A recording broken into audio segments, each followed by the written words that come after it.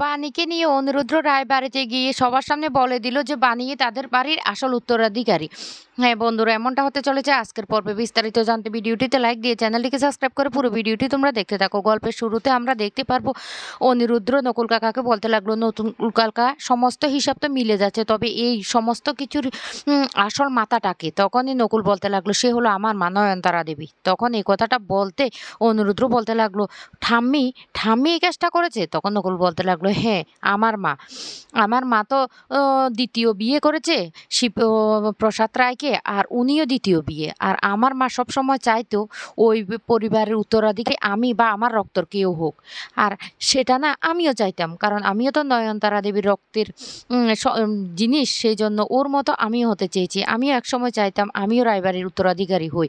তাই আমার মনেও না খারাপ কিছু জেগেছে। আর তোমার যে কাকিমণি, ও ও ছিল রায়বাড়ির কাজের লোক, সেটা তুমি বেশ ভালো করেই জানো। অনিরুদ্র তখন বলতে লাগলো, নকুল কাকা এসব কথা বাদ দিন, এসব কথা এখন বলে কি লাভ হবে? নকুল তখন বলতে লাগলো, এসব কথা বলতে হবে।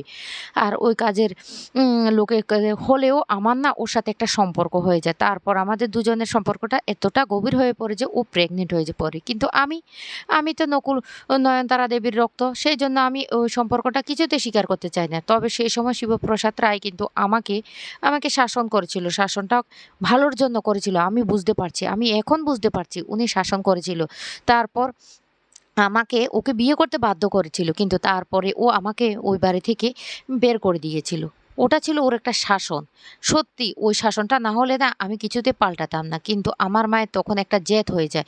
আমার মা চিরটাকাল চেয়েছিল আমার রক্ত এই বাড়ির বংশধর হবে। এই বাড়ির সমস্ত কিছুর উত্তরাধিকারী হবে। তাই আমার মা একটা প্ল্যান করেছে কিভাবে ওই পরিবারকে সর্বশান্ত করা যায়। আর ঠাকুরেরও এমন অসীম লীলা, আমার স্ত্রীর যখন সন্তান হয় তখন একই দিন বাণীরও জন্ম হয়, একই হাসপাতালে দুজনের। আর আমার মা তখন বাণীকে পৃথিবী থেকে সরিয়ে দিতে চেয়েছিল। আর আমার মেয়ে মৌলিকে এই রায়বাড়ির উত্তরাধিকারী বানাতে চেয়েছিল। কিন্তু সব কিছু তো পাল্টে গিয়েছে সব কিছু। কিছুতে বাণীকে শেষ করা যায়নি। বাণী ঠিক লড়াই করে বড় হয়ে গেছে। তখন অনিরুদ্র বলতে লাগলো, একদম ঠিক কথা বলেছে নকুল কাকা। হ্যাঁ, গ্র্যান্ড মমি চেয়েছিল ঠিক কথাই বাণীকে শেষ করে ফেলার জন্য। ওকে তো নরকে ফেলে দিয়েছিল, কিন্তু সেই বাণী লড়াই করে বড় হয়েছে। আর তাও আবার মাসিমণিকে সে বাঁচিয়ে ওর বাড়িতেই ও কিন্তু ঢুকে পড়েছে। তখনই নকুল বলতে লাগলো, একদম ঠিক। অনিরুদ্র তখন বলতে লাগলো, আমাকে আমাকে এবার সত্যিটা সবার সামনে তুলে ধরতে হবে। কিন্তু বারবার নকুল নিষেধ করা সত্ত্বেও অনিরুদ্র তখন চলে আসে বাণীর কাছে। আর এসে বলতে লাগলো, বাণী বাণী চলো তুমি ওই বাড়িতে যাবে। বাণী তখন হঠাৎ করে বলতে লাগলো, কেন মিস্টার চ্যাটার্জি, আপনিই তো বলেছেন ওই বাড়িতে যেন আমি না যাই। আপনিই তো রেগে গিয়েছিলেন, ওই বাড়িতে যাওয়ার কথা বলেছিলাম। আপনি বলেছেন অনেক ঝগড়া ঝামেলা হতে পারে। এখন আপনি অনিরুদ্র তখন বলতে লাগলো, আমি যেটা বলছি সেটাই করো, ওই বাড়িতে তোমাকে যেতেই হবে। তখন এই কথা শুনে বাণী বলতে লাগলো, তাহলে মামনির জন্য একটু প্রসাদ নিয়ে যায়, দাঁড়ান। এই বলে প্রসাদটা নিলে অনিরুদ্র তখন টানতে টানতে বাণীকে নিয়ে ওই রায়বাড়িতে চলে যেতে লাগে। এইদিকে মৌলি চালাকি করে শরবত বানিয়ে পিনাকির জন্য নিয়ে আসে। আর বলতে লাগলো, বাবা বাবা, আমি না তোমার জন্য শরবত বানিয়ে এনেছি, তুমি শরবতটা খাও। কিন্তু পিনাকির কিছুতে সন্দেহ হয় না সেই মৌলির কথা। আর মনে মনে বলতে লাগলো, মৌলিকে না আমি একদম বিশ্বাস করতে পারছি না। আমার মৌলিকে কেমন জানি না সন্দেহজনক মনে হচ্ছে।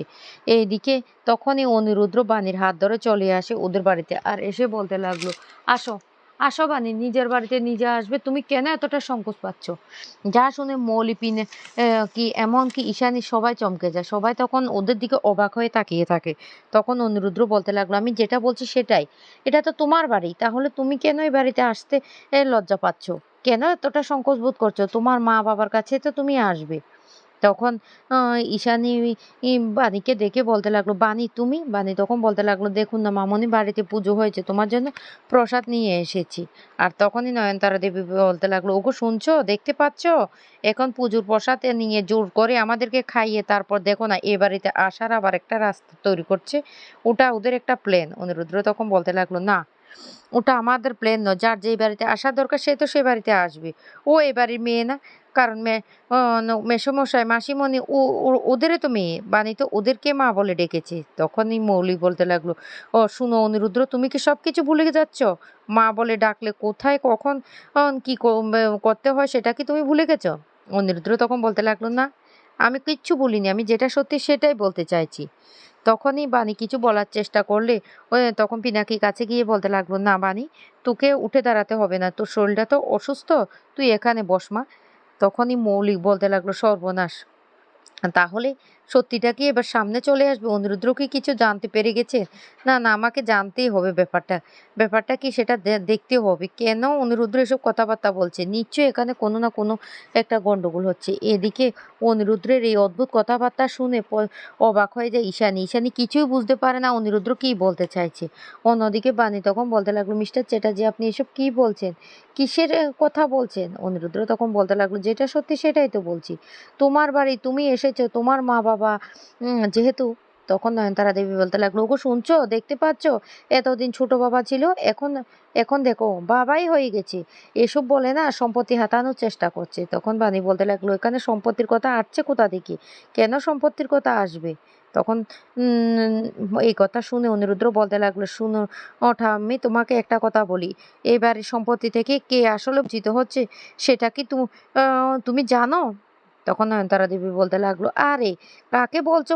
ও বা ওদের মেয়ে বানি, যে অপয়া, অপয়া একটা মেয়ে জন্মের সাথে সাথে মা মারা গিয়েছে, বাপ সেই রোড অ্যাক্সিডেন্টে, এমন একটা মেয়ে না, এই রায়বাড়ির উত্তরাধিকারী যদি হতো না, আমি তাকে কবে চুলের রাস্তায় ফেলে দিতাম।" যা শুনে পিনাকি, ঈশানী সবাই চমকে যায়। আর মনিরুদ্র তখন বলতে লাগলো, "ঠিক এমনটাই করেছিলে ঠাম্মি তুমি একদিন।" মৌলি তখন বলতে লাগলো, "এই অনুরুদ্র, তোমার কি মাথা খারাপ হয়ে গেছে? তুমি কি বলছো?" তখনই অনুরুদ্র বলতে লাগলো, "কেন মৌলি? সবকিছু তো তুমি জানো।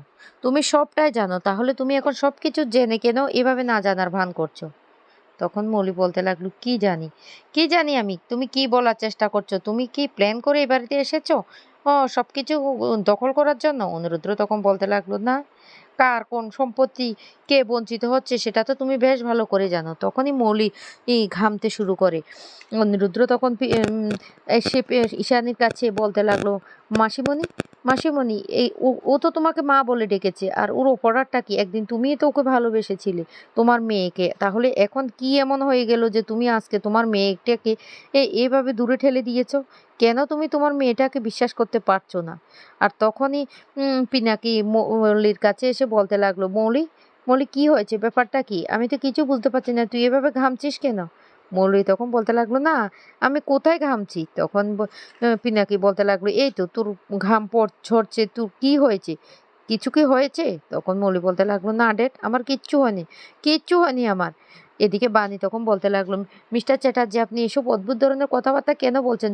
প্লিজ এখান থেকে চলুন, আপনাকে এখানে থাকতে হবে না।" এদিকে মৌলি তখন অনুরুদ্রকে বলতে লাগলো, "তুমি কি বলতে চাইছো অনুরুদ্র?" অনুরুদ্র তখন বলতে লাগলো, "কেন মৌলি? তুমি কি কিছুই জানো না? তুমি সব কিছু জানো, তারপরও তুমি না জানার ভান করছো।" তখনই পিনাকি বলতে লাগলো, "মৌলি কি বলছো অনুরুদ্র? তুই সব কিছু জানিস?" তখন বলতে লাগলো, "না ড্যাড, আমি কিছুই জানি না। অনুরুদ্র মিথ্যে কথা বলছে।" আর তখনই সেই মুহূর্তে পিনাকি ছুটে বাড়িতে চলে আসে। নকুল, নকুল এসে বলতে লাগলো, "খুন, খুন।" তখন এই কথা বলে মাটিতে লুটিয়ে পড়ে। আর তখনই বলতে লাগলো, "সর্বনাশ! এবার তো নকুল ও চলে এসেছে। এবার কি তাহলে সমস্ত সত্যিটা সবাই জেনে যাবে? না, আমাকে কিছু একটা করতে হবে।" আর সেই মুহূর্তে ছুটে গিয়ে অনুরুদ্র নকুল কাকাকে ধরে ফেলে। নকুল কাকা তখন বলতে লাগলো, "প্লিজ এসব এখন বলো না।"